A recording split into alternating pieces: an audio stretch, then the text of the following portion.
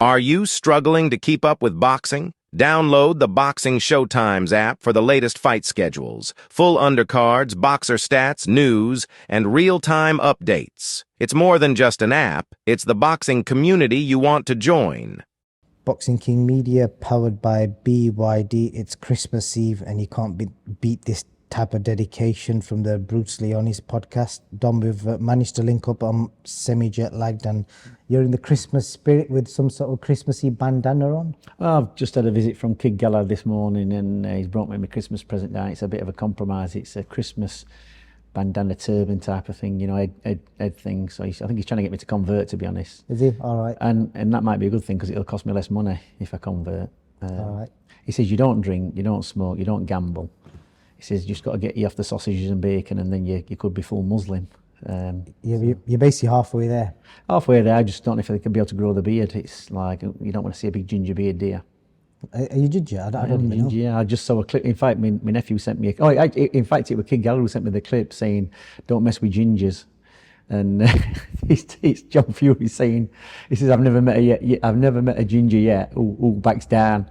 It was interesting, it was funny. But yeah, it's actually it's weird that I actually never knew that you were ginger. Yeah. All right, okay, but proper. We're talking really red ginger, a bit like Luke. Yeah, Doc, a bit brighter than that one. Yeah. Okay. Yeah. Interesting. You don't wear a cross either. I've noticed. Do you ever wear a cross? What for? I don't know, because it's like you'd expect it, Christian thing, no? Not really, because you're not really supposed to wear graven images or anything, are you? If you're religious, you're not supposed to carve any images. So you know that's a bit of a debate, isn't it? Really. Wearing crosses and stuff, but no, I don't wear crosses. That came into my mind because it's one of the things that was a big factor in the main event, which we're going to speak about from Saturday night, but I'll leave that till the end rather than jumping straight into that. But I think I've got to thank all our followers, listeners of the podcast. Like I said, we've done well over 1 million views in 20 odd episodes, and this is 23.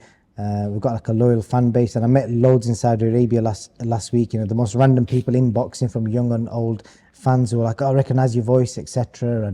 And you know, a lot of people like, "Why don't you come on camera?" But I think people don't understand it's about you, Dom, and you know, I'm just asking the questions. So yeah, I'm sure you get it as well when you're bumping into people. What, know my voice? People that come to me and say, not your voice, but no. But you know what? A lot of people come up to me, and I've seen you from somewhere. You know, I could be in the most random places. I'm saying, yeah. I says, you've seen me? He went, yeah. I just can't put my finger on it. I always said to them, do you watch Crime Watch? And they go, yeah. I went, probably that. And then they look at me, and I say, yeah, fan of boxing. And they go, oh, that's it, boxing. Yeah, oh yeah, I've seen you on that. I've seen you on that YouTube channel. And then they mention a competitor's YouTube channel. I go, no, it's not that one. It's a different one. It's this one. So yeah, that's the one. Yeah. Yeah, it's interesting how far you can reach people in the world. I met somebody from Thailand. How random is that? It's a British guy that lives in Thailand, and he flew across to watch the fights, and he watches all this. Yeah. Random.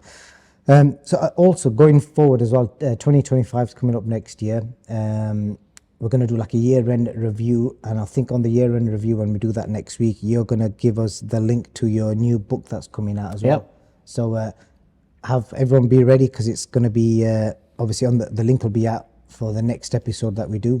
Anything special we can expect in this book, Dom? No, it's just another healthy eating book. I mean, it's the last one I did was a few years back now, and it did tremendously well. And people are still buying it now. And I think I've said it before on podcasts that I've had people who've lost massive amounts of weight by just eating healthy.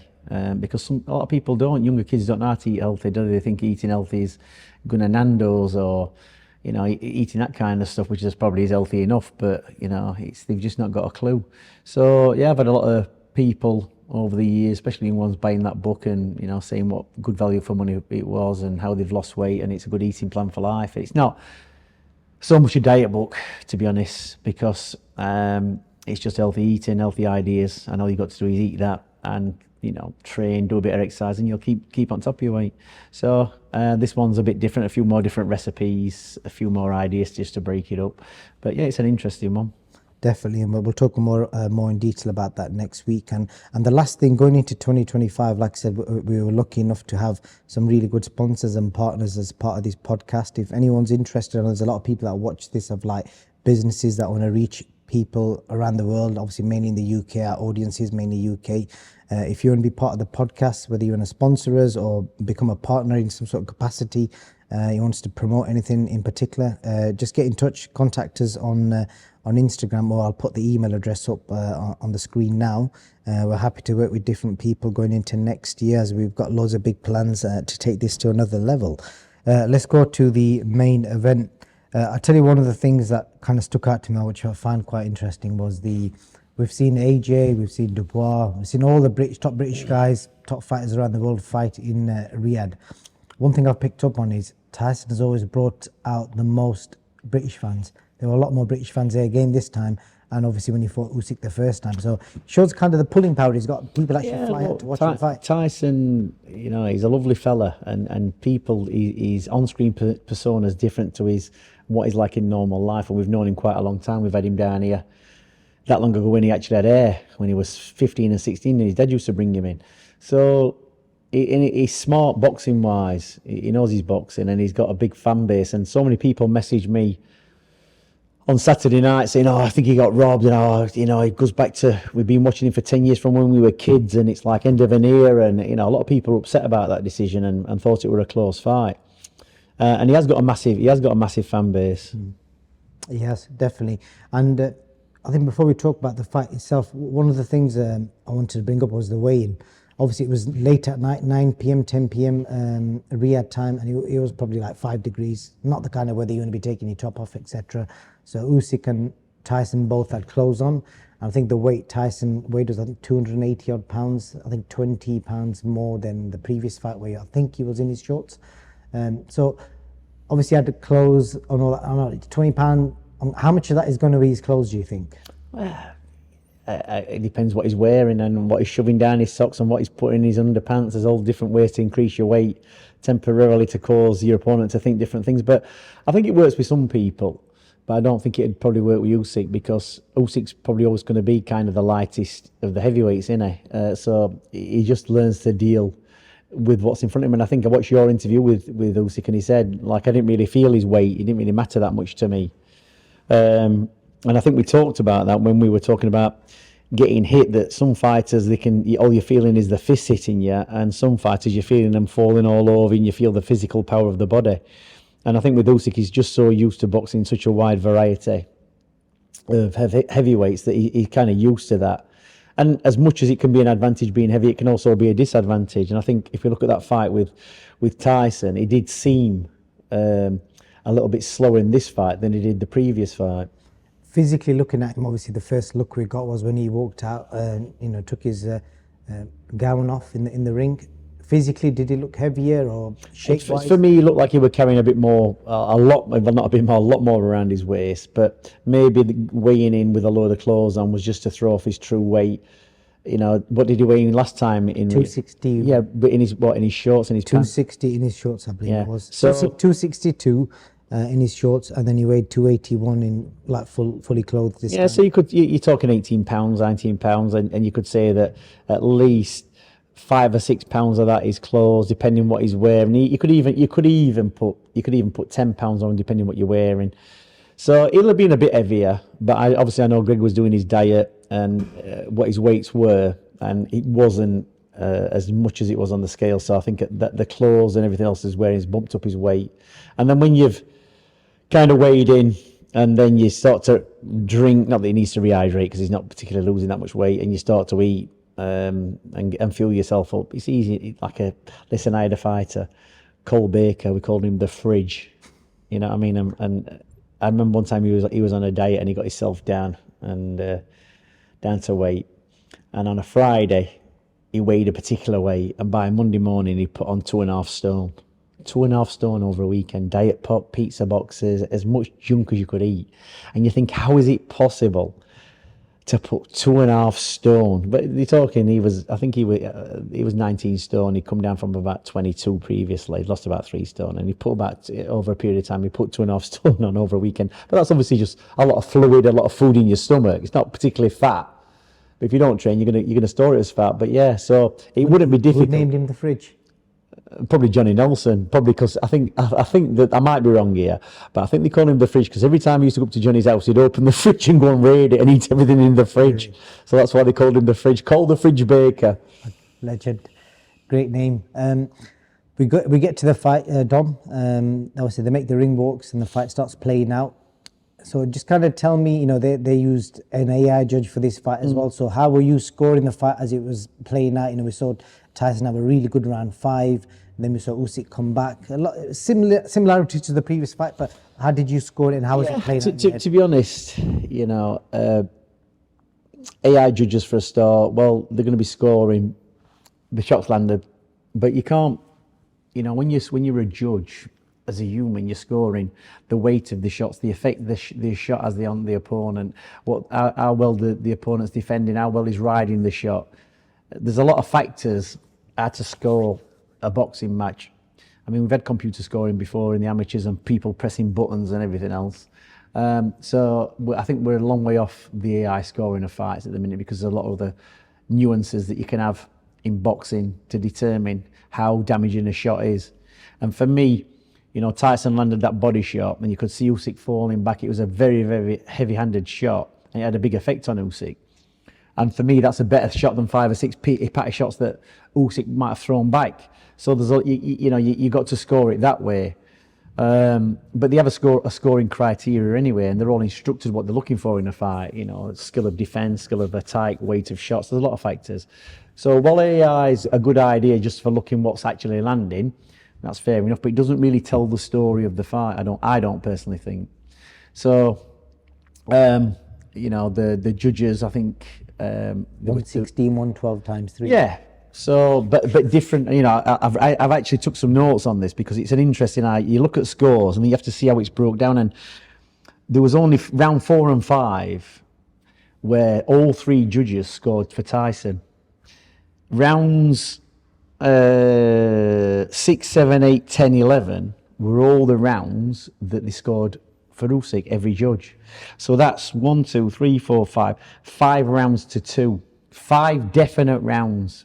5 rounds when all the judges scored for Usyk, and there were only 2 rounds for Tyson. The rest was like a majority, it's like 2 to 1 or whatever. Swing rounds. And so just on that, if you're picking the pure rounds, it does tell a story because that's the only time when they're all definite. That's only the time they're all definite. So it was a very close fight, but the overall look of the fight, and I'm a Tyson fan, is that Tyson got edged out of it.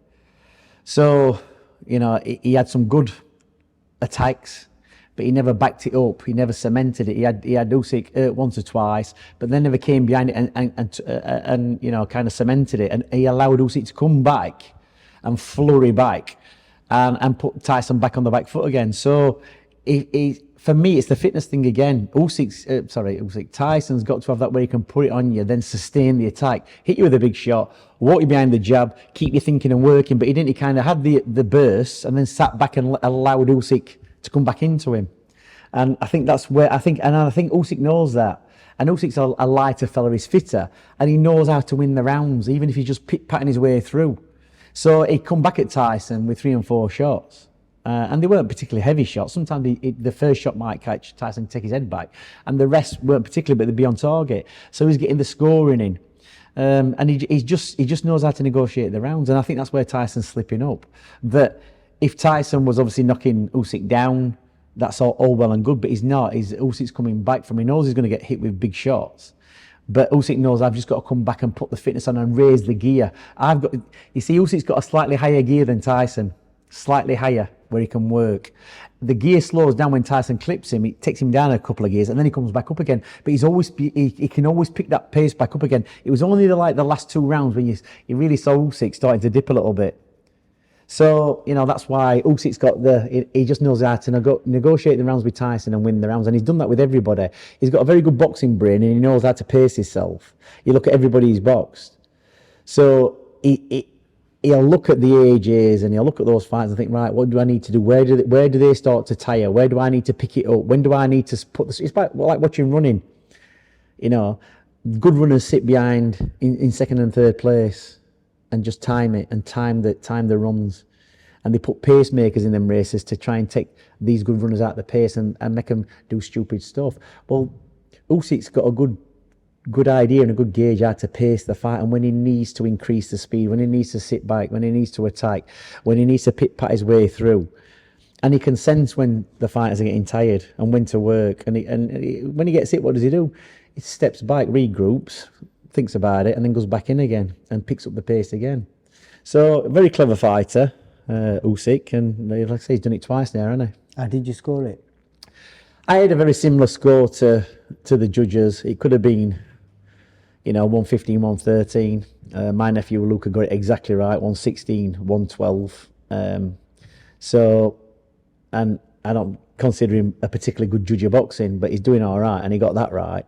I didn't see Tyson winning that fight. There could be probably a case for it if you depending on what you want to score it on, but the overall look of it and me watching, I just thought that Tyson, lost the fight by a few, not a lot. It was very close, and there could be arguments made to for him winning it, but the judges scored it for Usyk, and that's what the result is. I mentioned the cross earlier. There was some theories that Usyk might have had something in the cross, like an inhaler or something that helped him. An inhaler in a cross that big, it weren't very big, were it? So I think it's from what he's told me, it's a cross that he got from a Greek monk. Yeah. Where he goes and does like a yearly pilgrimage, and it was like a gift to him from that.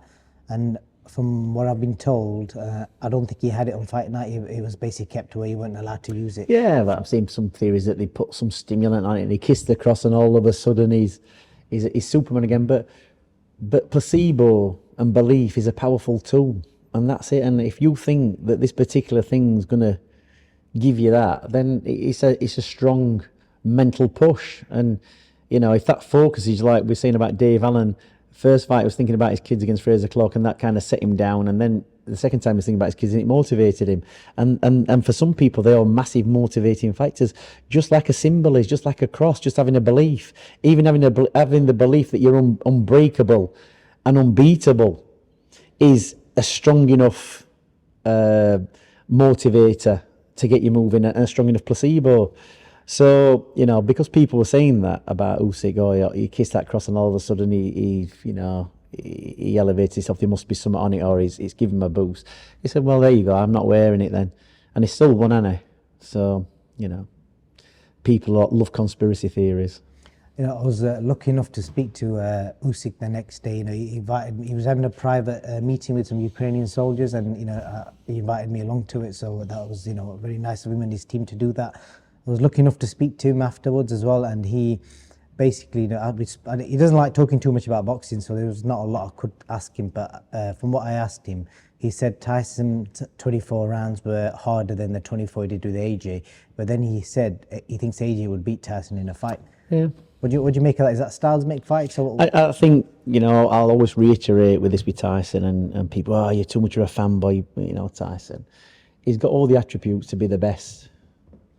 And I personally think that for so many years, he's that type of fighter where anybody else his mistakes, or whoever's training him, or the people around him, he's had the ability to override it because of his how he is and his mindset and how he fights and his strong belief. And even when he's being dropped and you're seeing him get off his back against Deontay Wilder, it doesn't really matter how good people consider Deontay Wilder now or at the time. The point is, he hit Tyson with a shot and levelled him on his back. He looked like he was fast asleep, and he don't like anybody who can get up from that shot, and he did. So those kind of attributes what Tyson's got has got him through so far. And sometimes when you've done that, you tend not to look at where the problems are arising. Well, I can always do this. Well, you can always do it until you can't do it. And I just think that Tyson's got to that point now where that natural ability he's had, the youth that he's had, the mindset and the drive and desire, the desire can't be the same as it was 3 or 4 years ago when he got nothing. Because no matter who you are in life, having money and being at the top of your game, it does take the edge off you. And I remember once watching Floyd Mayweather in 2014 when Kell Brook won the world title. We went to his gym, and he was training for Madonna, and it was second fight, and he's going to be here in a minute. That was 4 o'clock. He didn't turn up till 6:30, 2.5 hours. Everybody been waiting for him. And it reminded me of the time when Naz used to do the same things. I'll be down at 4 o'clock, 5 o'clock, 6 o'clock, 7 o'clock. It got to 10 o'clock. Brendan, I'm here. And my dad came over and trained him. I said, next time he does that, just locked him and said, we're not training you. I says, if it's taking you that long to get to the gym, when you know your gym time's that, it's like, do I have to train again?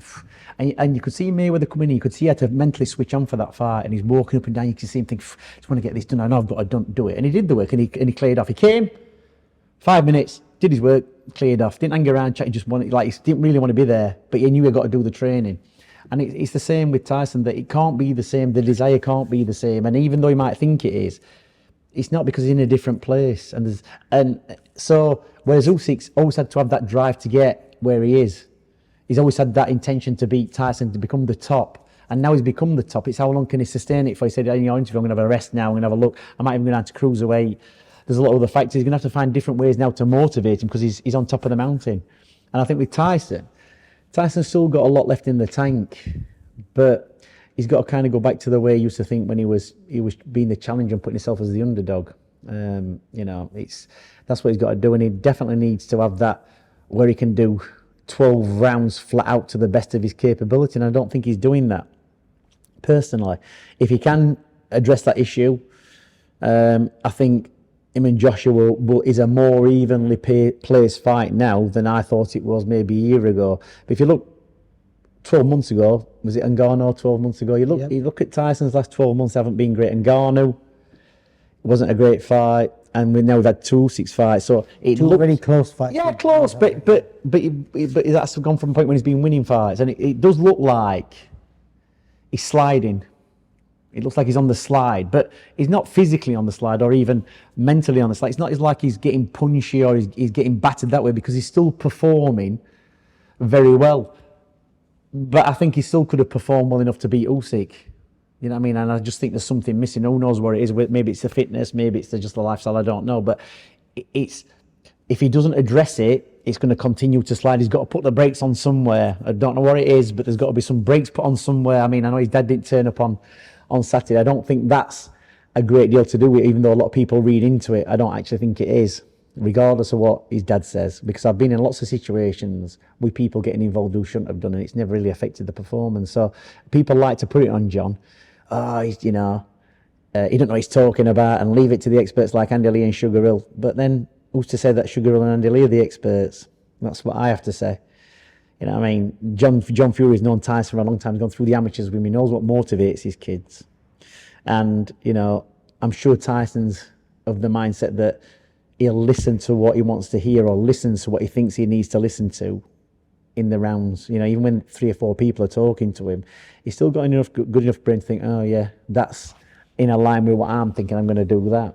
The point you made there about having the desire to keep training, and obviously with all that money, I'll flip it a bit. Usyk's in the same situation. He's had a lot of big money fights. Why is he, and how is he?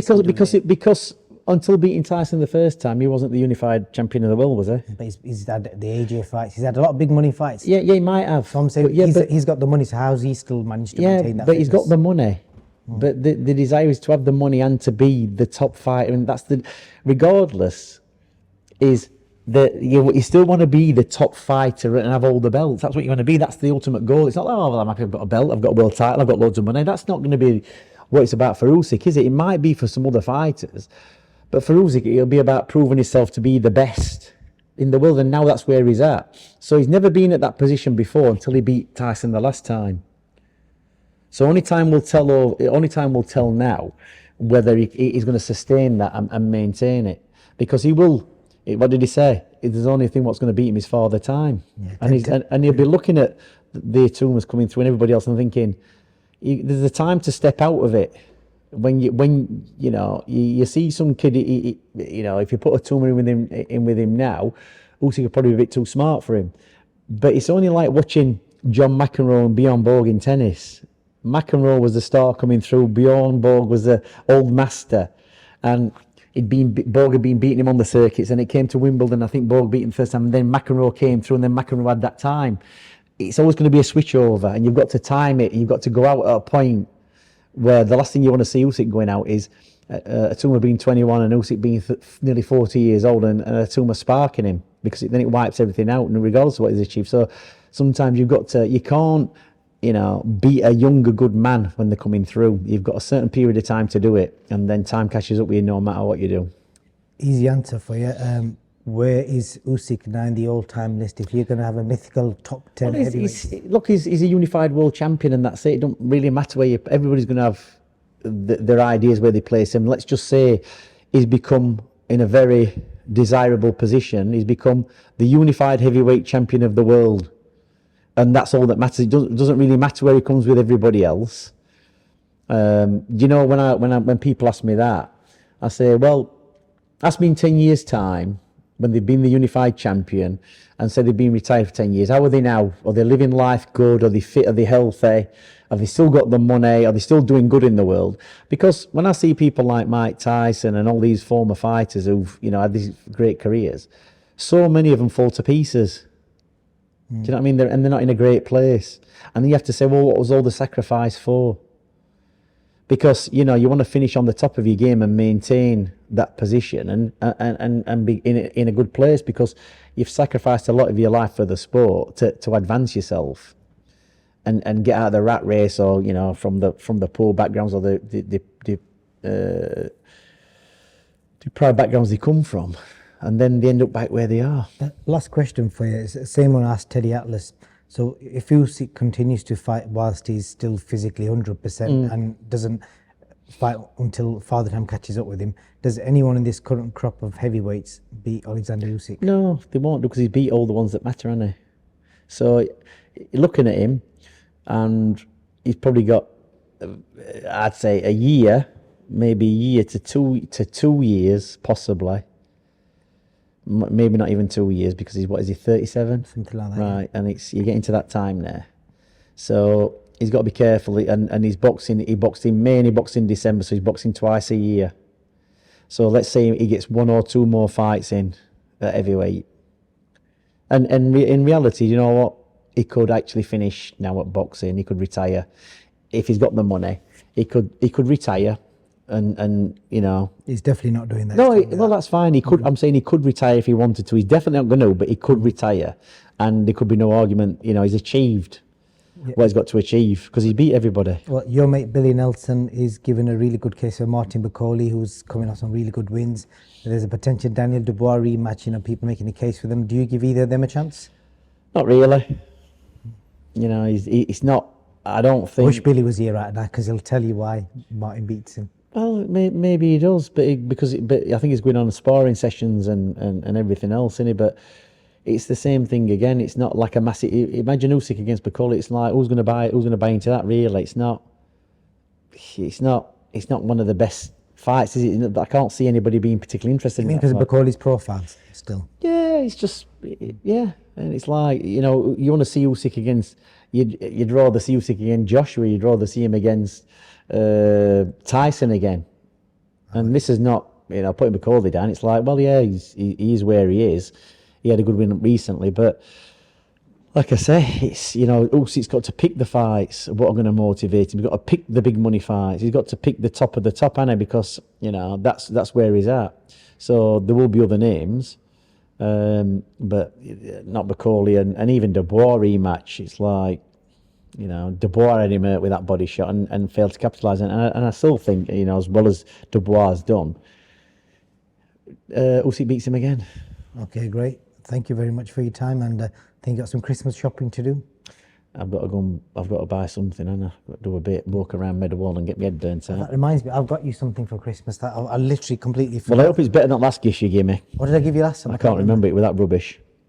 No, it was actually, we're all right. They were them deodorizers. Painting. Do you know what they were? No, you didn't. You got me the deodorizers. Oh no, that was in a Christmas present. No, but it was a gift. Oh yeah. And do you know what I've done with them? Go on. I didn't put them in my trainers. I put them under my arms because I keep getting sweat patches. Okay. Right. Keep getting sweat patches when I'm doing interviews, and people keep pulling it up. So I've got them under my arm. Can't you tell there? I'm stood like under my armpits, all flared up. What were them things like, by the way? They're good. Deodorizers. Yeah, they're good. Yeah. I did a run in them for about an hour with sweat bottoms on. The trainers were wet through. I didn't bother washing them, and then I just stuck them deodorizers in and left them. And yeah, they've just smell fresh, so it's worked. Very good. So I don't know how long they're going to work for, but they've worked. I've only done it once and they've worked. So let's see how long they last. They're actually made for gloves, so you got to use them on the gloves. Yeah, but I did them in trainers because I didn't, I didn't put gloves on. Okay, I'll get you some more. So I think it was a painting I got off you and your dad. Go on, let's have a look then. This is what I got you, because obviously you're a big part of the channel, and obviously this has been. I thought I was the channel. You are the channel as well. Fine. So I should just rename it Dominic Ingle Media, something like that. but obviously we've reached a massive audience. But then if you named it Dominic Ingle Media, it'd be dim, which means not very clever. Yeah, that's so might be a good idea. That's a good idea. Actually, no, I'm not going to do that. Okay. But this is what I got for you. Go on, let's have a look. Something you can hook Let me have a look this way, see if it's worth showing on camera. I can't believe you're giving me this. Yeah, I got an extra one made, by the way. I can't believe he's giving me. I can't even show it. I mean, I wish I had one of these. Do you know what I'm going to do with this? I'm going to bolt it to this gym wall somewhere in there. Luca's going to get a box with an unbreakable box for that. What about that? Yeah. How many people in their lifetime get them? That's absolutely unreal. 1 million subscribers. And you know what? I'm glad to be part of that. It's not, I ain't got the, I've been a little bit of that and we've had some good interviews, but that's absolutely tremendous. 1,000. A million. Yeah, sorry, 1 million subscribers, YouTube. Boxing King Media. What an achievement that is. Yeah, so I thought you could stick that up in the gym or whatever. And I'm going to put it somewhere in this gym. We're going to get a proper case for it. It's going to be fixed to the wall so it can't be stolen.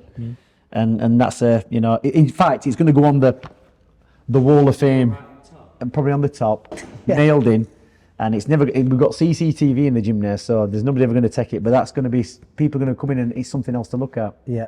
So thanks for that. It's appreciated. Like it's unreal. If I could do all the count up of all the views, it's in the well. Or you forget before it was a podcast. The interviews we've done before. What we just need now at the end for the year end is just how many millions you're making off this, and we can put that up on round thing. Not as many as people think, because apparently some of these millions are fake. Apparently, but according to some people.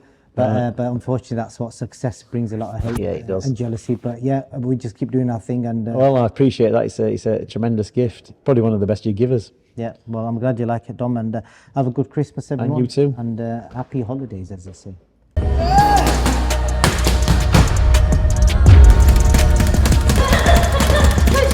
One, two, let's go. Hey.